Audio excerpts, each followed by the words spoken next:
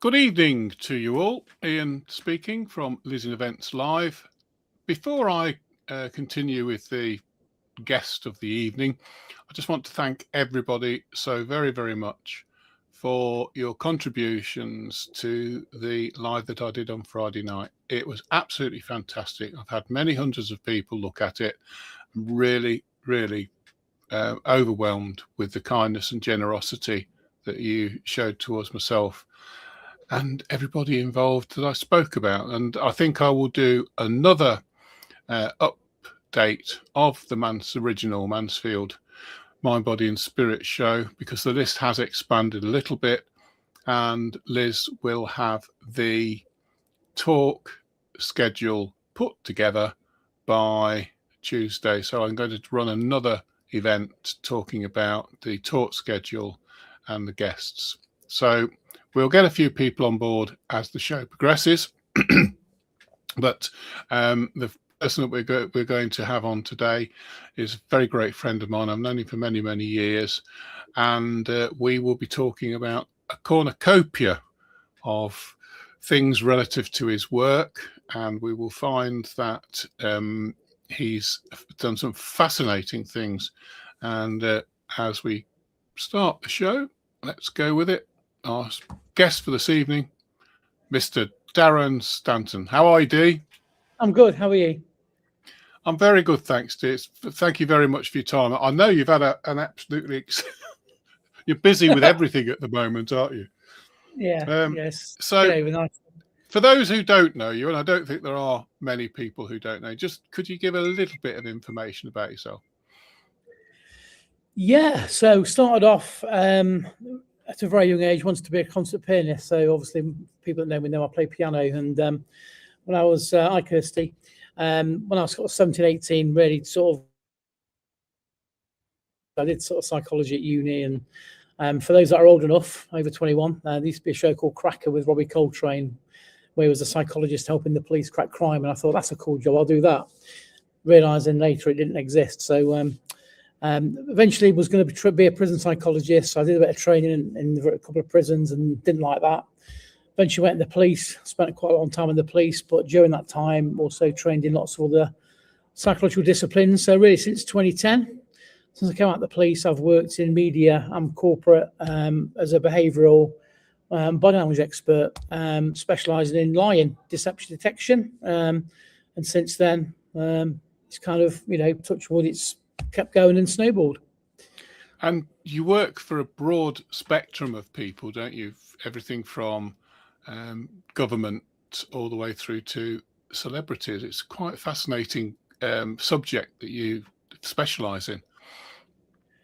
Yeah, so there's two main branches to what I do, really. And as you know, it's the corporate side. So, for example, I might sort of train companies in terms of communication or influence and persuasion, so the psychology of sales. It might be HR, because 1 in 5 people commit blatant fraud to get one of the higher paying jobs. So they call it a bad hire. So sometimes if companies have recruited somebody, then later find out that they're not what they seemed on the CV. It's very difficult to kind of get rid of people, especially in this day and age with HR rules and what the corporate characteristics. So a lot of companies want to minimize their risk element by getting someone like me in as a silent observer on interview, to think when they spoke about this particular part of their CV, they had certain changes in emotion. That kind of becomes a red flag. So I then feed that back at the end and say, you need to make sure that that's, you can verify what they've said there, because there was something in the interview that caused them to kind of be a little bit different. And then also sort of different police forces. And then the flip side of that is I work obviously with the national press, contribute to sort of TV, radio, press. Could be politicians, could be royalty, could be public figures. And then also contribute to, quite a few shows, Judge Rinder's crime stories. And because my background's obviously in police and investigation, I do quite a lot of that stuff as well. And you've appeared on television more than a few times, haven't you? Once or twice. Yeah, and obviously you've been with me quite a few times as well. Yeah. In fact, my first appearance was, for those in the Midlands, it was with Bob Warman, who's quite a well-known newscaster. and Samir Ali Khan on ITV News, Yes. and that, I think it was 2011 or 2012. Crikey. Somebody telly, and Ian came with me on that to Birmingham. So it's quite He's a while a ago. very, very nice man. Very nice guy. Yeah, he's retired now, I think. Yes. We had a good chat with him, didn't you? I really did. Yes, he was very interesting man. I was surprised when he asked you, "Do you think I've been in the Guards?" And you just would never have thought it, would you? That's it. And So, things like the One Show and all that kind of thing. Yeah, so a few things. So, Dee, you've been commenting, I see, a lot. I see your name's been a lot bantered around in America over the Oscars. Yeah, so one of the things I do. What's your feeling on that? Well, it's people like to see, especially when they have the split screen when they announce the winners, and you get the people trying to internally they're kind of really disappointed and cheesed off they've lost, but they don't give it this fake smile. So yeah, I've been working on the Oscars for the American press. So it was like a 4:30 a.m. finish the other day because of the time difference. So it was quite interesting. But I think the stars, I had to Google a lot of the people I was looking at because there's only a couple of major stars left. They're all kind of newcomers and kids effectively. So it's quite interesting because everyone's going crazy over them, and I didn't have a clue who they were. Can you gauge the degree of anguish that they feel when you look at them? I mean, there's two things that I do on shows like the BAFTAs, the Oscars, and sort of the Grammys and things like that, or any other kind of red carpet event. What the press are interested in is obviously how they conduct themselves in terms of when they do their acceptance speech, if they do win, their response when they realise they've lost, and generally they get them to go on like the red carpet in front of a media wall and take photos. And you'll get some that are just down to earth and humble, and you'll get others that really play to the camera. So there's a thing in psychology where people try and make themselves appear bigger. So they'll put their hands on the hips, they'll spread their feet apart, they'll puff the chest out, and psychologically what they're saying is, I want to look more important and more powerful than other people. So that space we occupy with our body denotes how important they feel they are. I think the thing is as well, I think that if you like, contemporary stars, if you could call them stars at 22, 23 years of age, they don't, and they haven't been through the rites of passage, have they? Somebody like Steve McQueen made numerous films, worked on Broadway, and he made lots and lots of films, television, for about 10 years before he really went into celebrity status. And that's the same with Clint Eastwood. So many of them have to go through a massive rites of passage, and that doesn't seem to exist now, does it? It seems to be able to, if the face fits, in you go.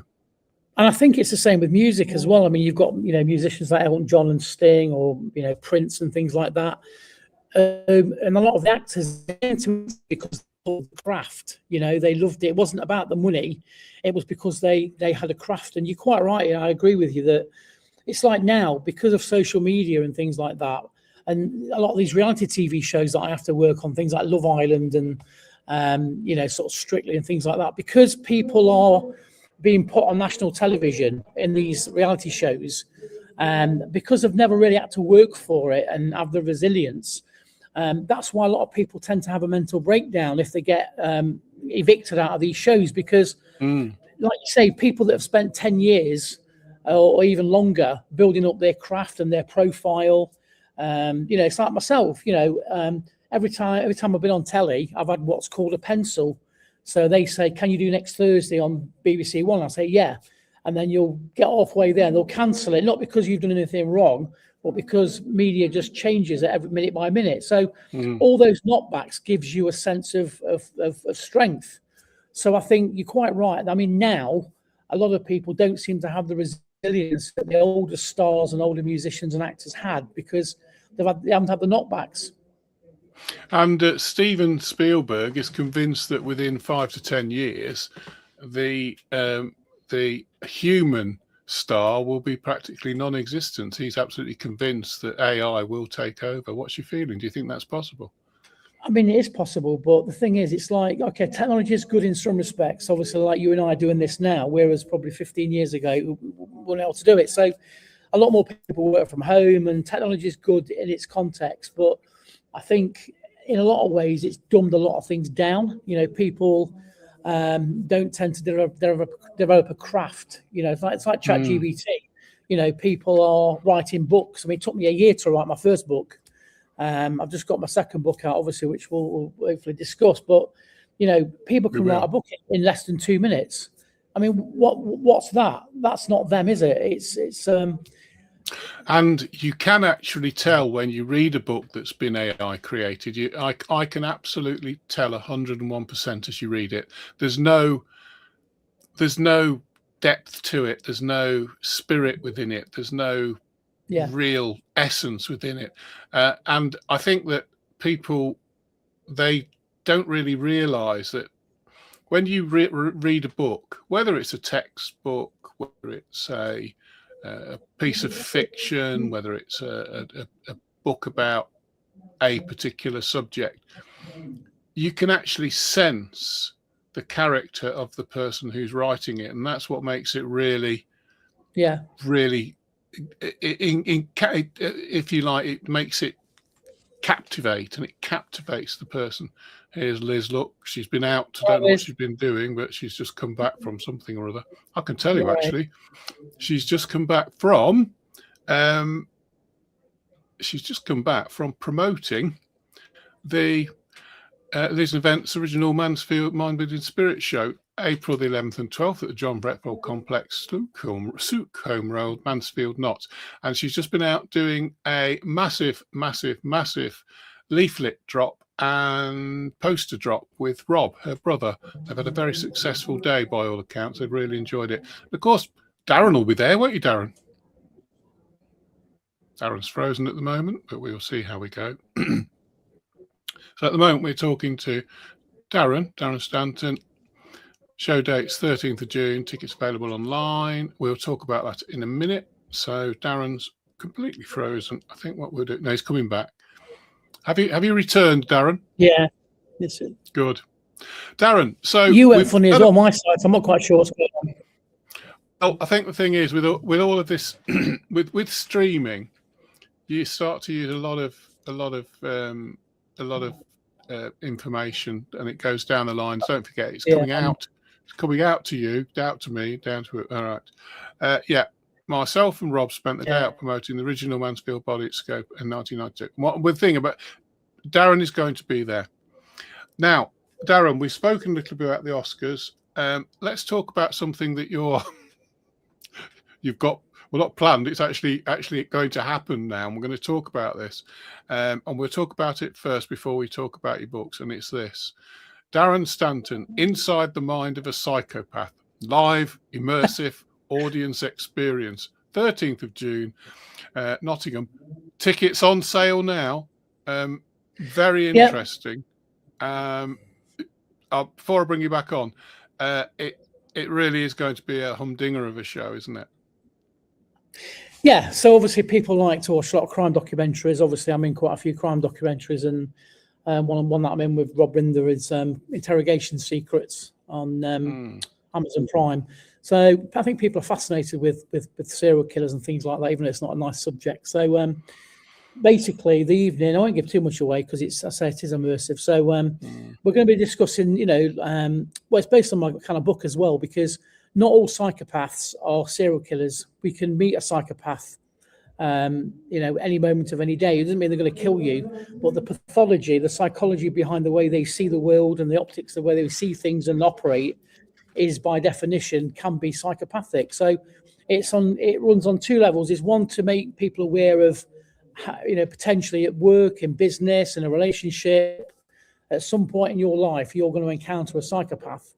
And then the more interesting level of it is we're going to be discussing some quite well-known people that have been convicted of multiple murders, and we'll look at the pathology and looking at police interviews and things like that. And it's interactive as well, so there'll be a couple of things happening. So it's not just a case of come along, sit in the chair for 2 hours. There'll be opportunities to take part, really. And it's at the Holiday in at Castle Marina in Nottingham. So it's a great venue, easy parking. They've got a bar. The reason I chose this venue, I was going to go do it at the Galleries of Justice, but logistically, because it's a Saturday evening, town's can get quite rowdy. Parking's very expensive. And I just think logistically, this place lends itself quite nicely. It's a nice venue that I've got. And I'd say it's going to be quite interesting. And obviously, invited you and Liz there to do some bits and bobs as well. Liz says, inside the mind of a psychopath. Sounds intriguing and a bit scary. And it will be a bit scary. And our lovely Lisa says, yes, I've been surrounded with them most of my life. Well, we'll get some tips for Lisa. Oh dear, it's true though. And what Liz says, it'd be a great event. Easy to get to, Holiday Inn, Castle Marina. Good choice, Darren. I think so. I think it's going to be a really good place to do this event. And I'm going to film it for Darren. Well, I'm going to do it here. I'm doing one in Lincoln as well, with a place that we know well. But then also, I'm hoping we're in talks with a promoter as well, national promoter. So if it goes well, I'll be doing this around the UK. Excellent. So that's on the. And if you need to find any information about Darren, let's just do a banner up for Darren while we're here. And there we are. I think that's our Darren. Darren Stanton, darrenstanton.com. Show date 13th of June. Ticket available online. Ticket online, yes? Yeah, it's Eventbrite. So if you, I think I've sent you the link, but if you just Google Darren Psychopath, which most people think anyway, you'll get it on Eventbrite. Okay. So Darren, you speak so much about them, and your talk's always intriguing, absolutely fascinating. I watched people at Newark, and all the audience, of which there was many, it was full. They were absolutely locked into you, weren't they? Were really. Why do you think that people have such a fascination about such evil, horrible, murderous people? What do you think the fascination is? Do you think it's because they worried they might have a little bit of the seed within themselves? I think everyone likes the idea of being able to step inside somebody else's head, don't they? And they also like to think they've got the ability to unravel, sort of people's sort of behaviours and stuff. And the truth is, we've all got that ability, really. When I talk about deception detection, there'll be people looking at this now, like maybe Lisa has just commented, we've got that gut instinct that something doesn't feel quite right. And even though I've spent, 25 years studying this stuff, I always say, I'll use this as an example. If that's the big picture, and I just rip that off, that's what I know, that's what I don't know. You know what I mean? So you never stop learning. So yeah, again, I think it's just a case of people love to look at it. I mean, it's the same reason why people go on a roller coaster or watch a horror film, because they can be exposed to danger without any of the risk. So people just love to watch crime documentaries and things like that. And yeah, just kind of the main thing that I always love to do is teach people some skills, and then when they leave, they can use these immediately, or they begin to see behaviors that they didn't see before. So it's almost like we accept right now there's mobile phone signals, there's radio signals around us, but we're not tuned into it. So what I teach in my talks and events is a method by which you can begin to tune into things that you didn't already were aware that were there. What is fascinating, though, the chances of us actually meeting one is very slim indeed, isn't it? The chances of being... it's one in 100, so it's not that remote.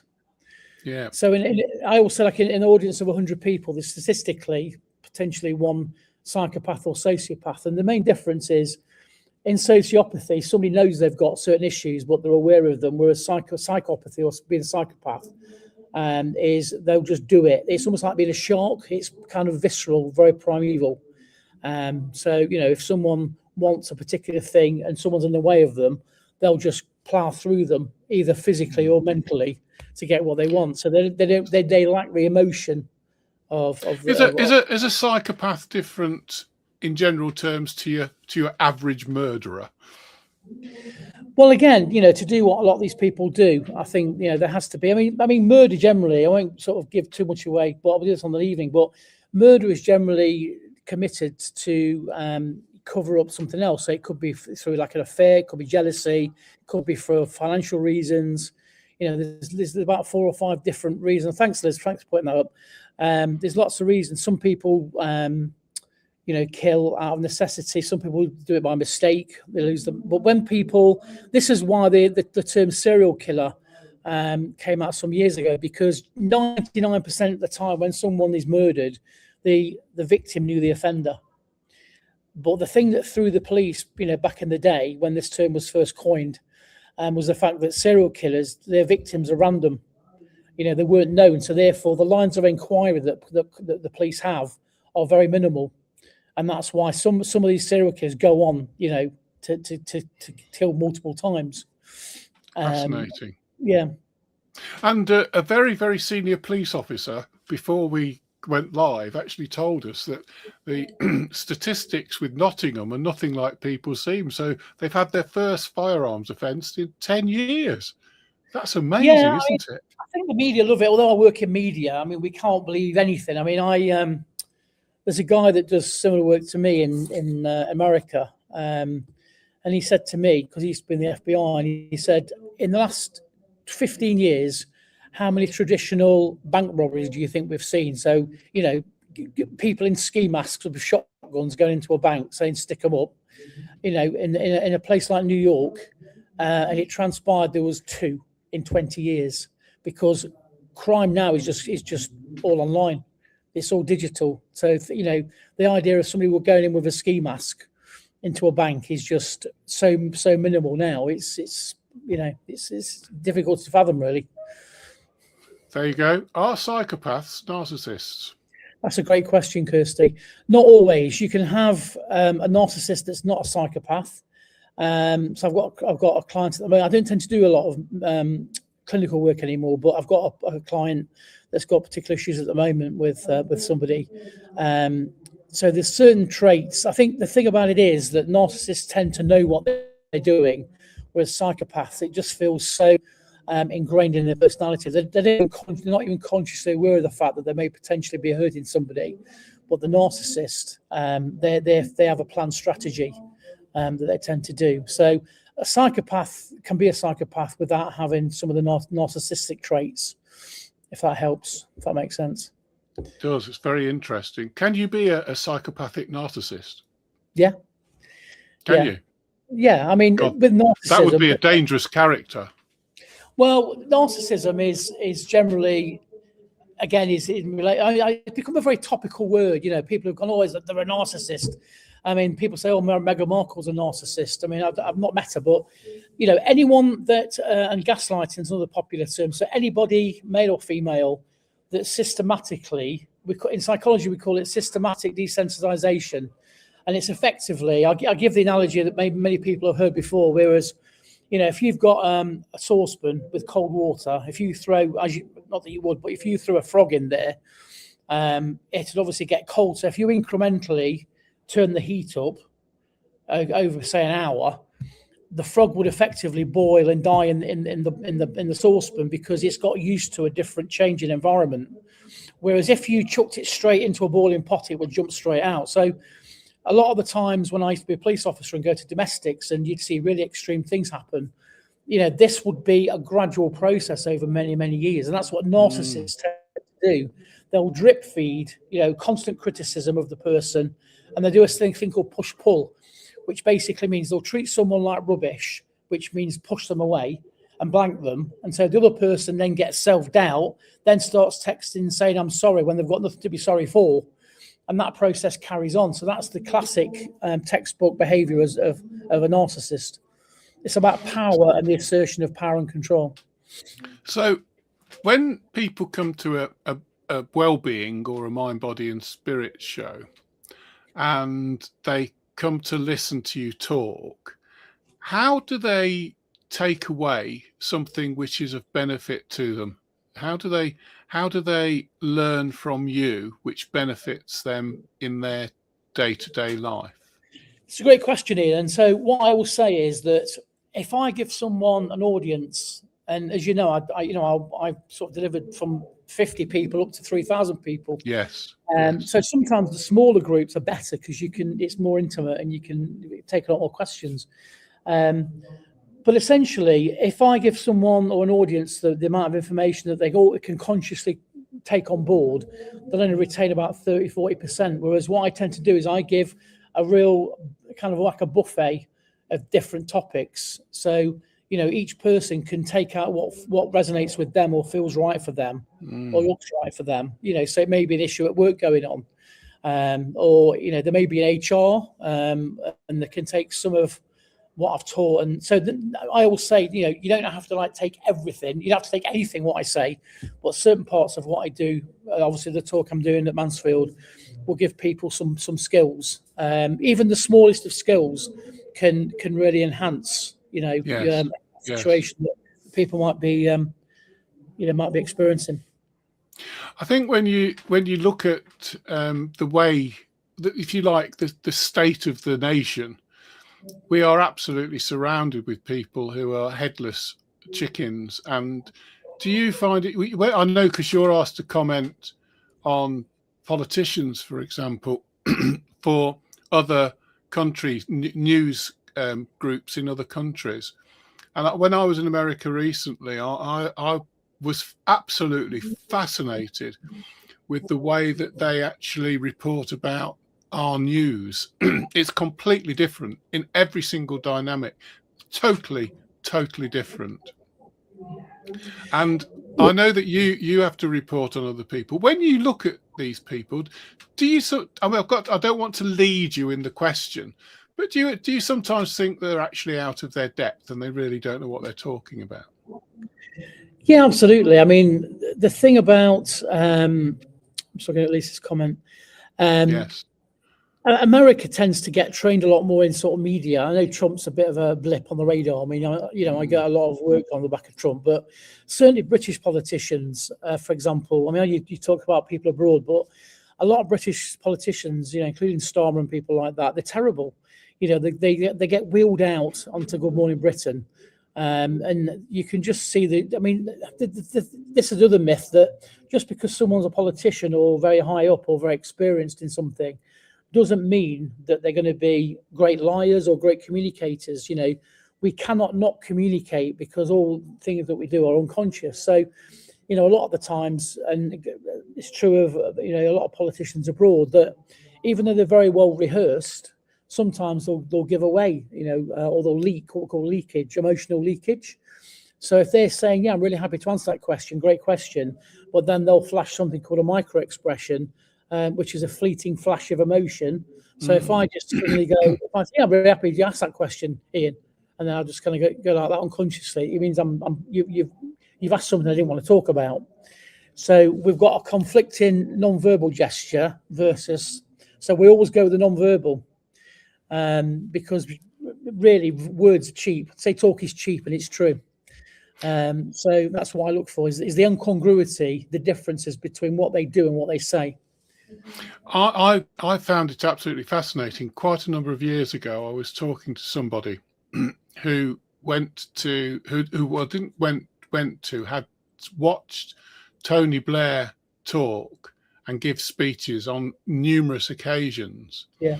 And this particular individual said to me, you know something, I've watched Blair talk on numerous occasions. He's an unbelievable orator.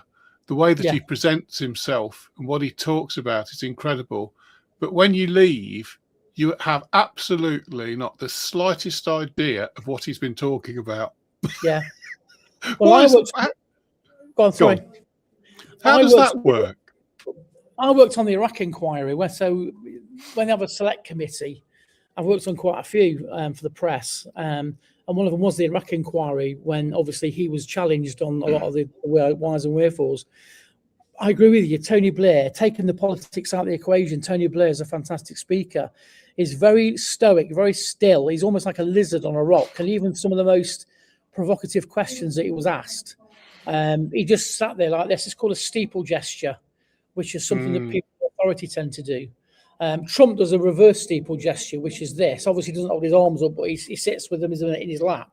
So this is almost like, you know, it's like you might say, a doctor might say, well, in my opinion, Ian, blah, blah, blah, blah, blah. It's authoritarian. It's a power gesture.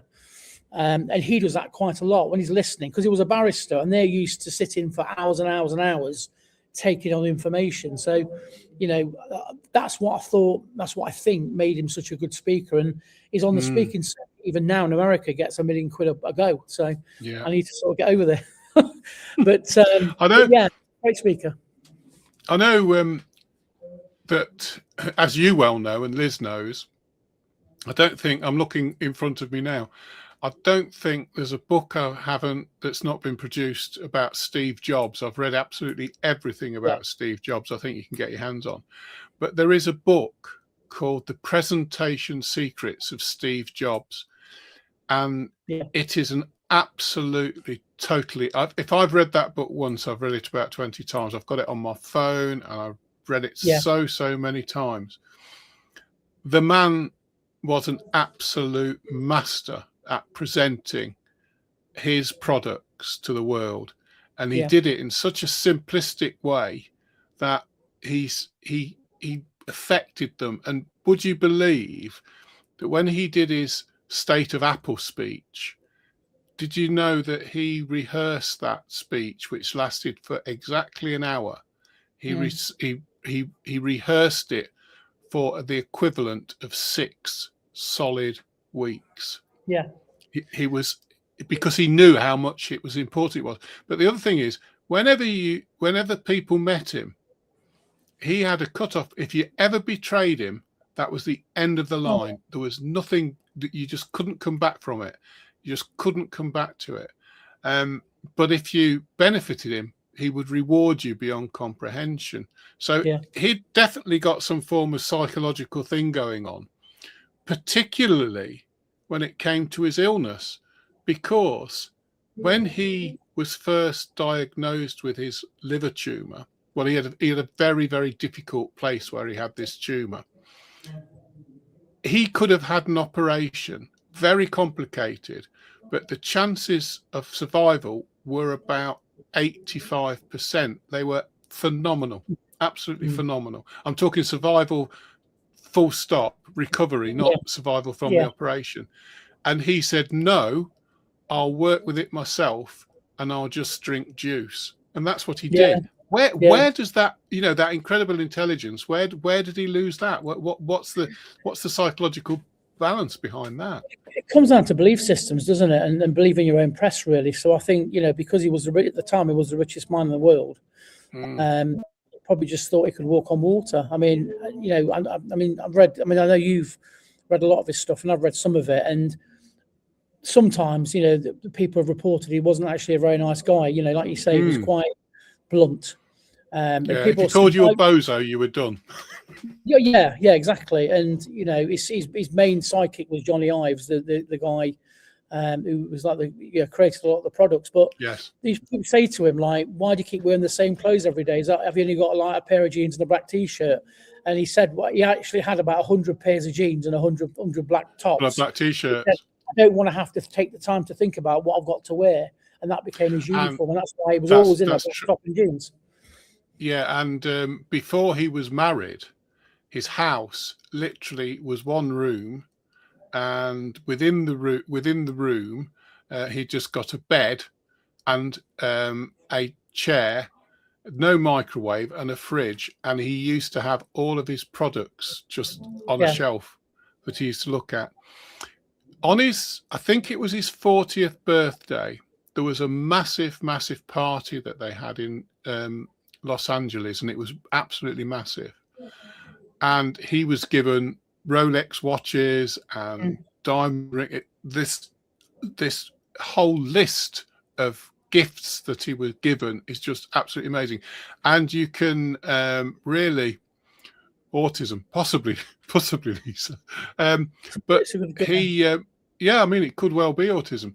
But the thing that he did was all of the gifts, which amounted to many, many hundreds of thousands of dollars, do you know what he did with them? He left them in the room for the staff. He said, I don't need it. Why did they buy me anything? Fascinating. Liz says, in my corporate days, I sat in meetings and listened to directors, seniors management talk, and very often at the end of the meeting, I'd have to think about what they'd actually said.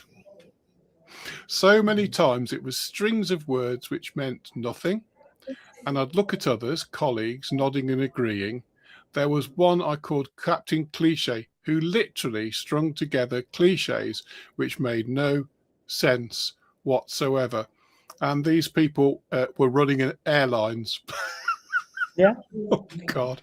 It's true a lot of industry, isn't it? That people at the top who make decisions are not the one on the ground, you know? Yeah, it's true. Very, very true. I think just the point about the autism, I think sometimes, yeah, you know, people that are successful, because with Steve Jobs, it was never about the money. It was just about the craft. It was just about, you know, he had this propulsion to make people's lives easier. And if you think about it, I mean, I've got an iWatch, I've got an iPad, I've got an iPhone, I've got a Mac, you know, so they're all integrated. So although I hate technology to a degree, you know, he has changed people's lives. So he achieved what he wanted. But yeah, the money was a byproduct. And I think what Lisa says is it could be quite valid, not specifically even for Steve Jobs, but people that are like that, you know, I think there's been some research into the fact that they're on some sort of spectrum. Because I agree. Very focused. I think you just have to have the most unbelievable dedication. I'm going to leave this subject in a minute, but first I want to put a little bit of an advertisement up for those watching the show.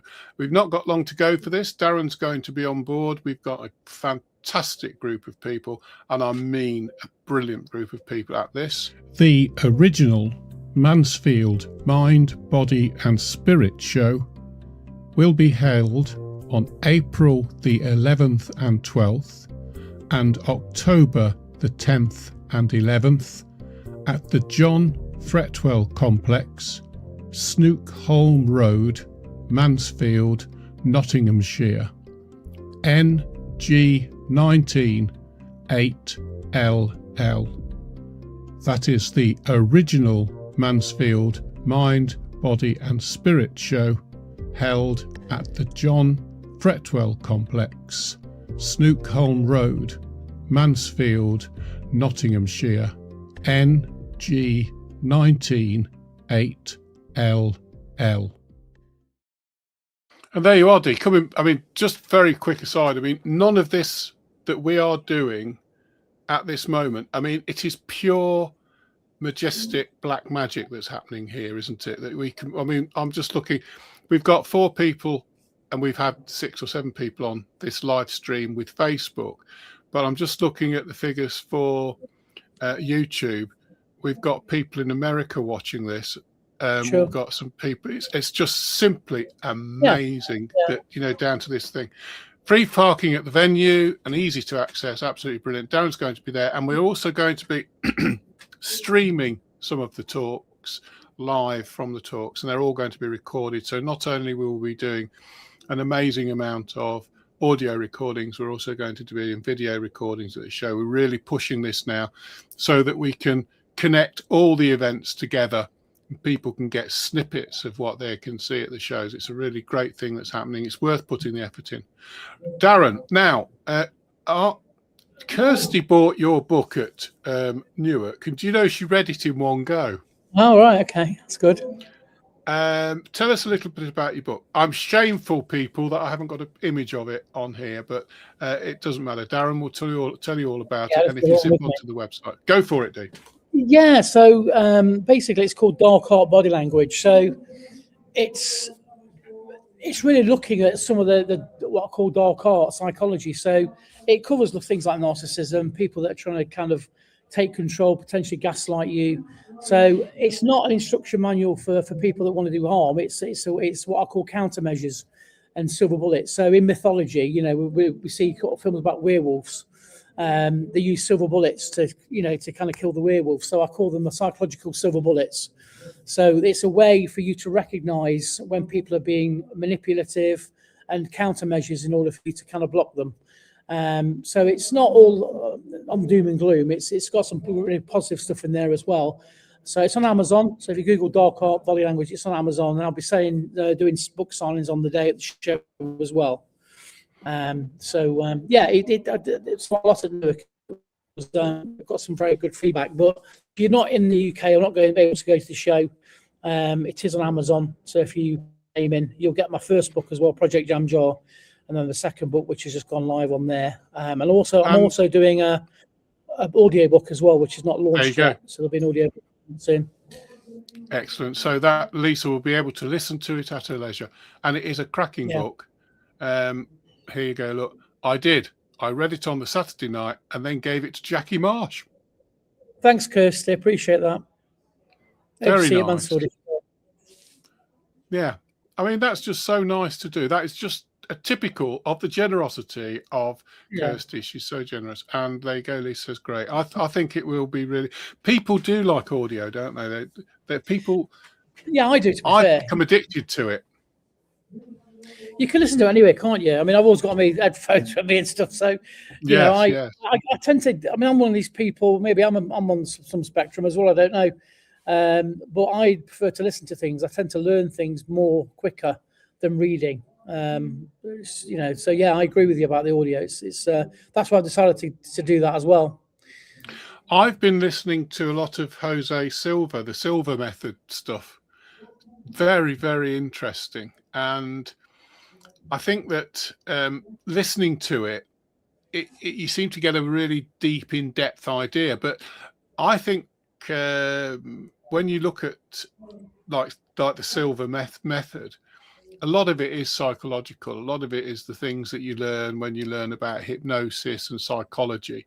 You know, this idea of anchoring yourself very strongly. And interesting, you know, you're talking about Blair with his cathedral, but they talk about this anchor, don't they? This moving anchor as you're moving your fingers. You know, you're going to look at. I like a book. There you go.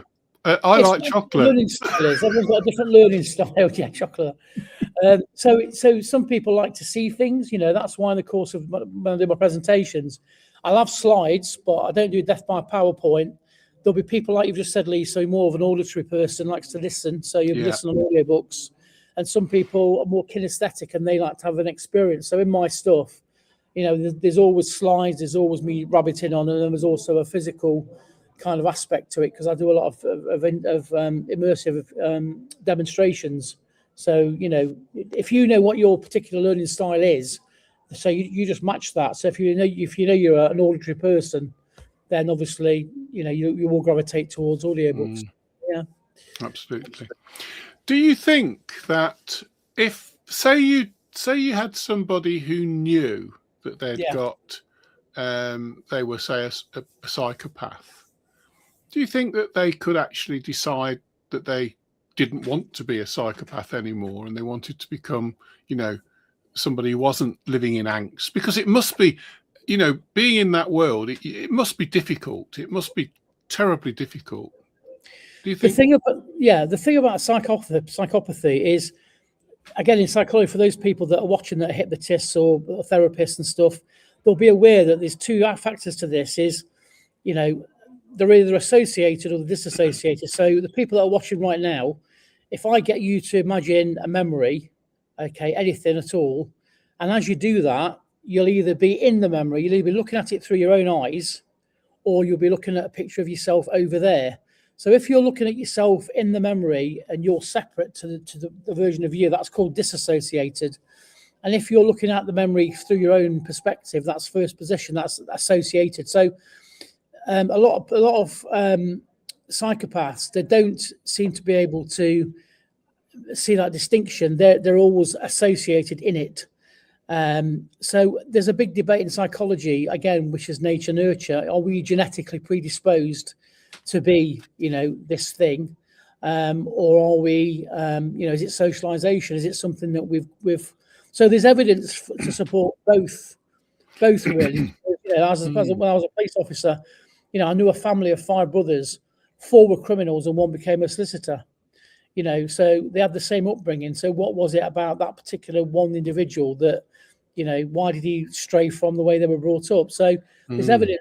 So to answer your question, really, is I would err more on the side of genetic, really, because it seems to be the part when they've done MRIs and stuff on the brain. There seems to be a part of the mind, the brain, that's not developed in terms of the emotion, because there's a big thing with sociopaths, that even if people beg for their lives and say, oh, I've got a family, I've got kids, it's like a shark. It's not interested. It needs to eat. It's going to eat you. And they're not interested in that. So that's where the scary part of psychopaths come in, because they've got no, I've assessed a lot of people as well, like Philpott in Derby when he set the house on fire. I say on Judge Rinder's Crime Stories that what a lot of these people do is, especially when they do press conferences, is they'll think about, so if someone was innocent, how would they be behaving?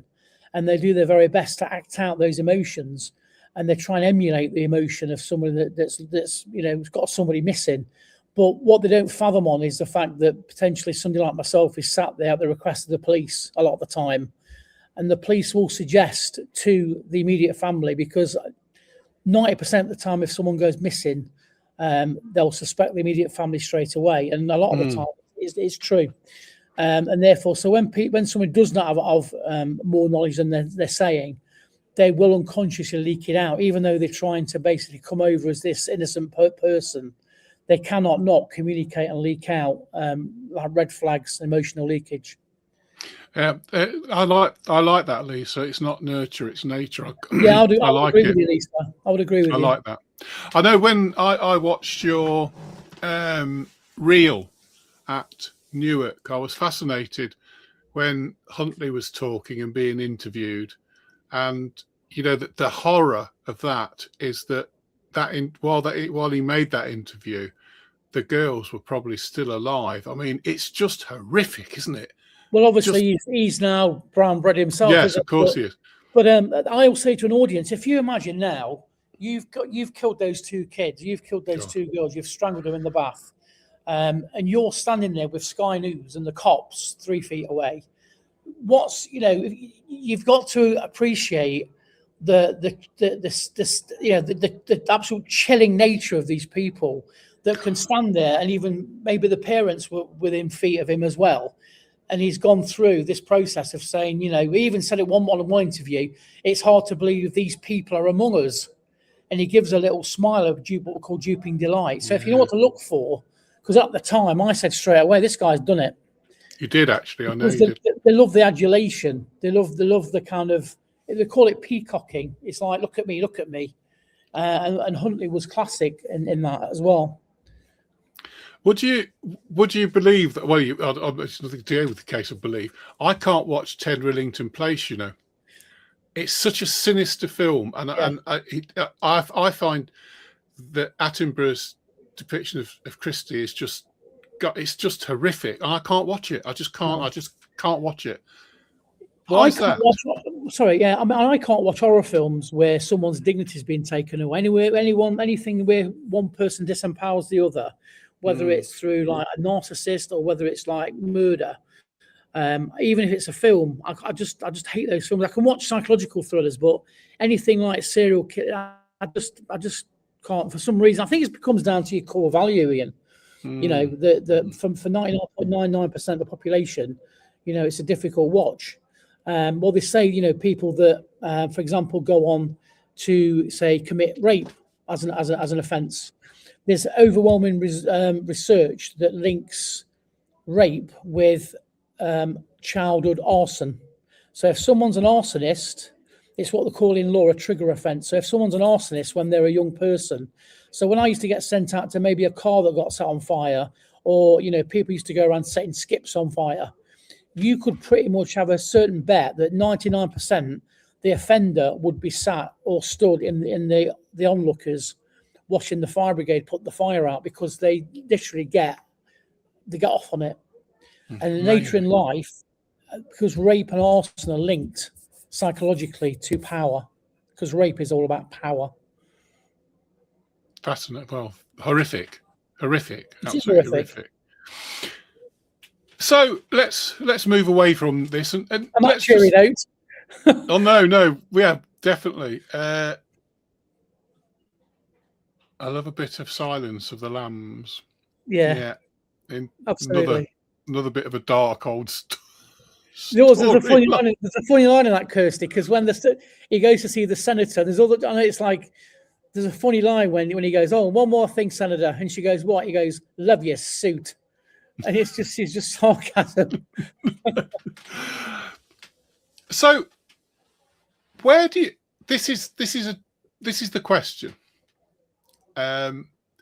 In our world, in this mind, body, and spirit world, in this well-being world, there are a lot of people who talk about the power of forgiveness, Yeah, and the ability to close down a difficult reference point in life by forgiving the personal people involved who've caused the pain.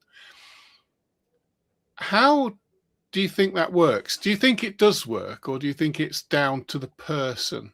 This, because I always think this carte blanche thing, you've got to forgive, can be very, very difficult indeed. I think that if people are enforced to forgive, they can cause more conflict than actually saying, I'm just going to let it go.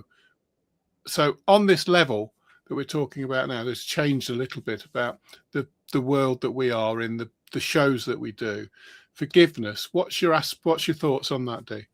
I think it's down to the person really in the belief system. I mean, there are people that have forgiven horrific things. I mean, one of the things that the police implemented, I think they did it. They started in the States, but I know it's certainly in the UK, and it's called restorative justice. So what that means is, rather than just putting this person before the court and then they get punished. For example, if someone burgled, say, a pensioner, they'd actually get the victim and the offender sat in a room. And they'd get the victim to say to the offender, to tell them how they felt, what they did to them, whether it was a burglary or an assault or something else, because it allows the victim to vent, whether it's screaming at them. Obviously, they're not allowed to hit them or anything. But even if that victim wants to scream at them, there's plenty of things online in America where the victim's been allowed to kind of just have a really good rant at the offender. So there's some merit in that, but I think it's a big thing. I mean, I'm quite sure if somebody, did something horrific to somebody I cared about, I would, even though doing what I do, I would find it very difficult. So I think it's ultimately down to the individual, but I think the environment you place yourself in. So obviously the sorts of people that either stand at your show and similar shows or attend those shows have got are a particular belief system anyway. Yes, that's very true. You know what I mean? So I think the probability of people that attend the shows or in our sort of community would probably statistically be more likely to find forgiveness, whereas I think people that probably are not, that are not used to thinking abstractly and things and accepting new ideas quite set in their ways, probably they would not find it easy. But it's a big ask, really, isn't it? Yeah, I think also this is a very valid statement here. Protect your peace at all costs, and I think that's a very important thing. I think prioritizing your own environment is something that very few people fail to do, and I think that a lot of people like to talk about, if you like, spiritual principles, and they like to hide behind it. I cannot tell you how many times that I have heard informers say to me, "Oh, X has said you're not very spiritual." Well, at the end of the day, if that's what they believe, there's nothing I can do about it, is there? And if people want to take that on board, that's the way it is. The bottom line is my priorities in life are, and I'll say this publicly, is I believe in material security, intellectual capacity, emotional stability, and creative ability, in that order. And you can't do any of them in that order. You can't be emotionally wishy-washy, and at the bottom line, you can't be emotionally wishy-washy and intellectually unstable and have anything. You've got to have if you like, a hierarchy of commitment. But I think that if you are materially sound, and intellectually, if you have an intellectual capacity which is pretty open-minded, and you have an emotional balance where you can say that's the way life is, and you can actually look at all sides of a subject and not allow it to hurt you inside, then your search for a fruitful life during your existence can happily do that. But if you're searching to find some spiritual or creative utopia, if you haven't got intellectual balance, emotional balance, and commercial or financial stability, you're always going to be blocked by it. And when you say that to people, people seem to get very, very anguished about it. I don't know why. I don't want to research why, because that's their choice. There we have it. I don't necessarily forgive people. I chose to let it go. Liz does. She's a devil for it. I don't know how she does it. No, let it go. I'll sit in the car, or Liz will be driving. I'll say, "What do you think about such and such?" She'll say, "Nothing." I think as I've got older, I think it comes with age as well, because I think, you sort of 20s, 30s. I mean, there's an old parable, isn't there? I used to sort of say that there's these two monks. One's like a novice, like a brand new, really young monk, and one's the older monk. And this woman of ill repute says, I don't want to get my dress wet. Can you take me across the river? And the young guy, like tuts and says, "I'm not taking you." So the old guy says, "Get on my back. I'll take you across." And he said, "I can't believe she's been so cheeky." Anyway, the old monk says, "Don't worry about it. You know what I mean? Just it's done now." And they're walking down this road, and for the next sort of like 10 miles, this young guy's just moaning incessantly about the fact that he was asked to take her across. And he says, "Look, I'm the one that took her on my back. I'm the one that kind of bore the load, but you're the one that's still carrying her." So there's great merit in sometimes in, like you say, just going, "Do you know what?" And that's what I do now a lot of the times, because I've had a lot of wickedness really because of what I do in media and whatnot. There's trolls out there. Obviously, I've lost sort of 10 stone through being very, very ill, but I was carrying a lot of weight at one point, and rather than looking at the merits of what I was talking about, people just choose to verbally abuse me about things, and you think, what is it about your pathology? Why do you feel you need to? And these are the sorts of people that they would never come up to you and tap you on the shoulder and say, "Do you know what?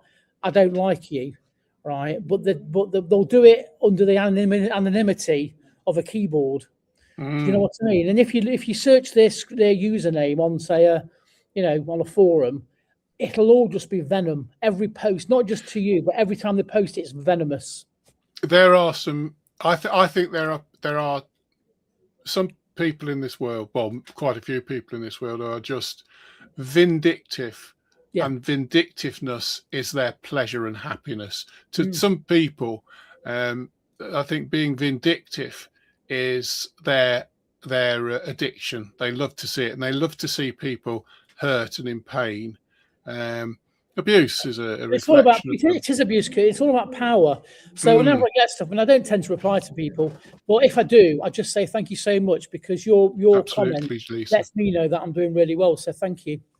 And it just what did Frankie Sinatra say? If you want to have total revenge, be totally successful. Well, it's the best form. What is it? The best form of revenge is success. Form of revenge is to be massive success. Success. I think so, and I think it's like there's some crazy people out there. There really are some crazy people. Yeah. I mean, I was talking to somebody at Newcastle who was saying that he knew somebody. I'm sorry about the somebody things, folks, because you can't use names. He knew somebody who was in a witch's coven, and they were working together to cause mayhem for another individual. Yeah. So, and as I was listening to this, I started to laugh, and he looked at me and he said, "Well, blah blah blah," and this is quite authentic. And I started to laugh, and he said, "Do you find it funny?" I said, "Well, it is funny. It's pathetic. It's absolutely pathetic, because, Liz and I always use this rule of thumb about spells and things. You see this pen?"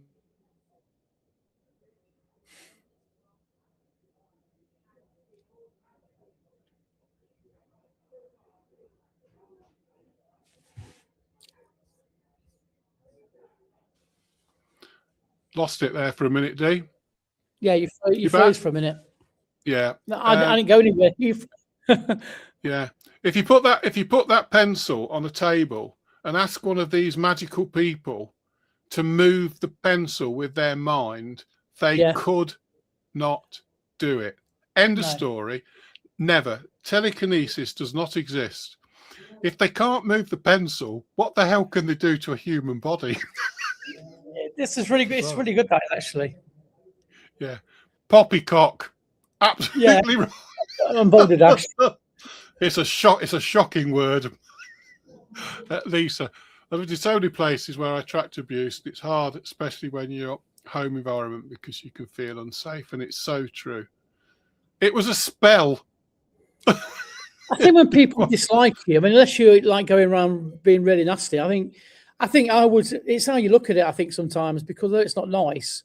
Well, I just see it now. I mean, you could look at any of the articles I write, and you get these people that comment on newspaper articles, and you know, you get some good stuff, but there's a lot of venomous stuff on there. And like I say, I just treat it that I've been, you know, I've done something that's affected somebody in such a way that they've spat venom at me. But I take it as a positive. I mean, probably 10 years ago, I didn't, you know, now it's water over the duck's back now. Just don't worry about it. I mean, the thing is, I think it's, for example, I mean, I think it's, you say in groups they're dangerous.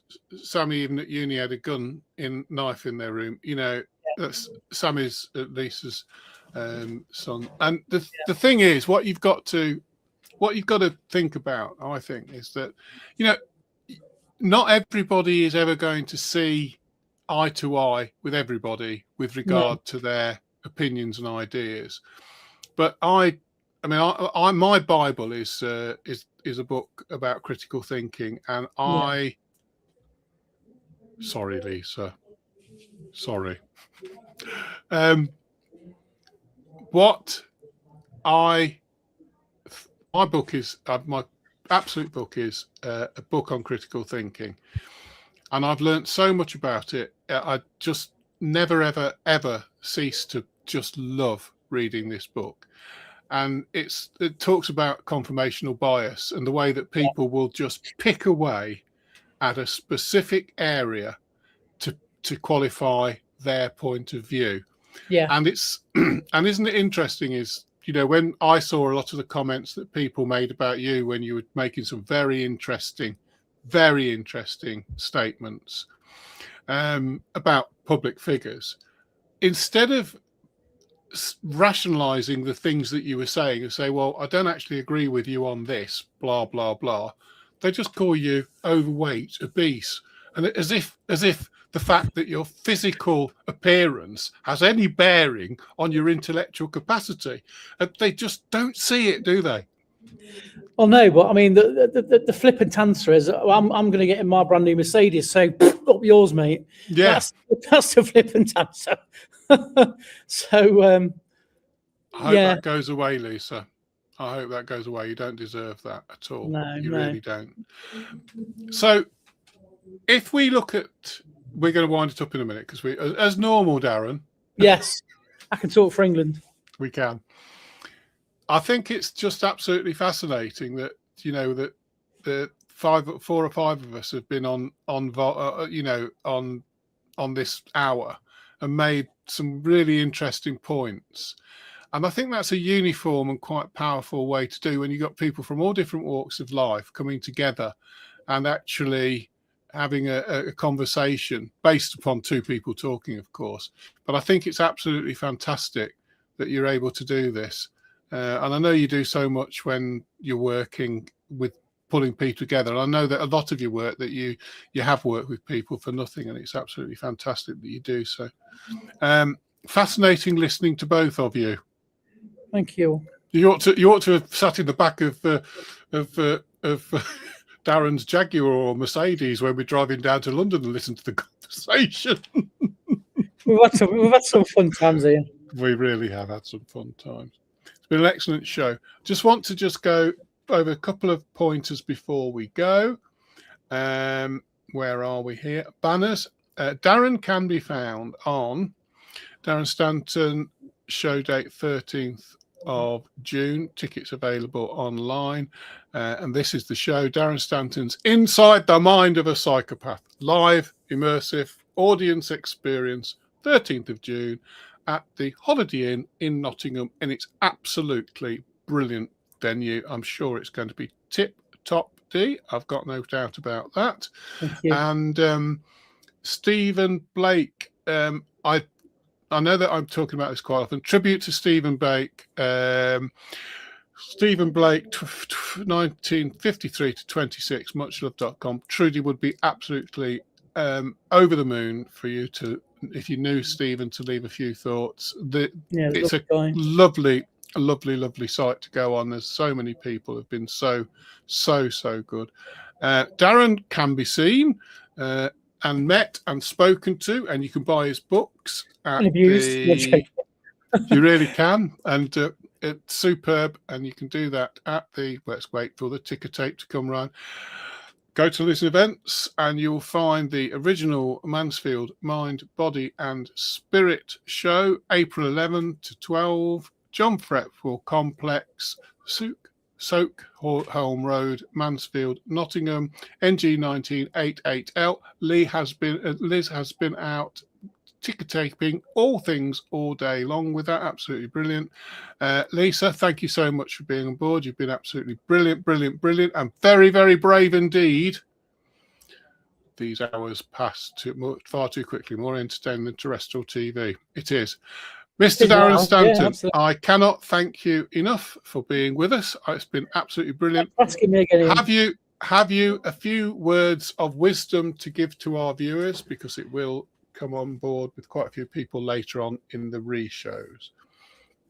I think basically, I mean, I know obviously, a few people have said they've got abuse and things going on, but it's like I will say on like the nature of this show as well, is I think most people are nice. I don't think we're going to encounter many inherently evil, nasty people. They are out there, but I think they're in the minority. So, I don't want people to think, certainly from what I've said or in my book, that it's not really for us to go around thinking the world's a very cynical place. I think majority of people are quite nice, but they are out there. So I think just be yourself. Just do what you're doing. Don't worry about anybody else. If people are nasty to you, there's a reason for it, and it's not something you've done.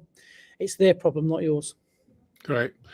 Kirsty, Liz, and a few other people that have been on board. I can't click over and let you see the YouTube, but it's been quite good on YouTube tonight. Kirsty, Lisa, of course, thank you for all of your contributions. It's been absolutely fantastic. I truly had a wonderful show. Lovely had a conversation.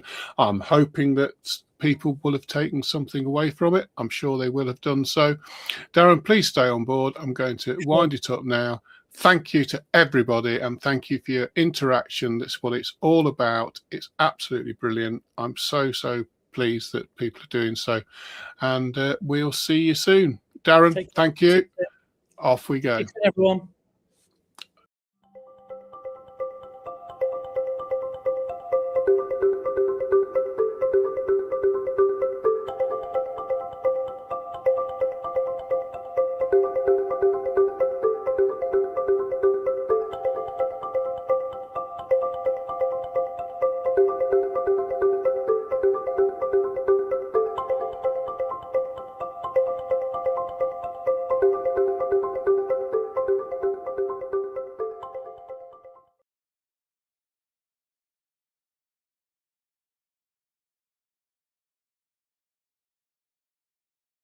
Go then.